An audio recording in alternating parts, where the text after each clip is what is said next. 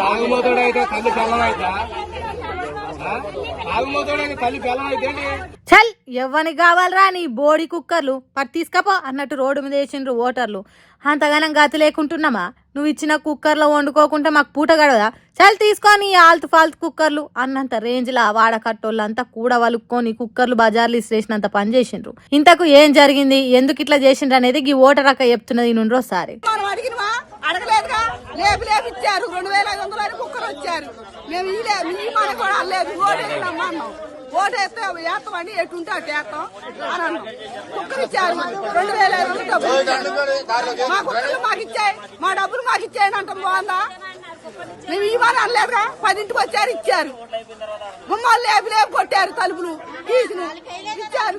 ఎవడు ఇమన్నడాలను ఓటేయిండ్రంటే వేస్తామన్నాం. రాత్రి వండుకొని కునుకు తీస్తుంటే తలుపులు కొట్టి మరి ఇచ్చిండ్రు. మా ఇంటికి ఎవరు రమ్మన్నరాలను? మాకు పైసలు కుక్కర్లు ఎవడిమన్నాడు? ఎందుకు ఇవ్వాలి, ఎందుకు తీసుకోవాలి అని ఇచ్చిన కుక్కరు అడిగినందుకు ఆవేదన చెందుకుంటా ఏడ్చినంత పని చేస్తుంది ఓటర్ అక్క. మరి కుక్కర్లు వంచిన వాళ్ళకైనా సిగ్గుశరం ఉండొద్దా?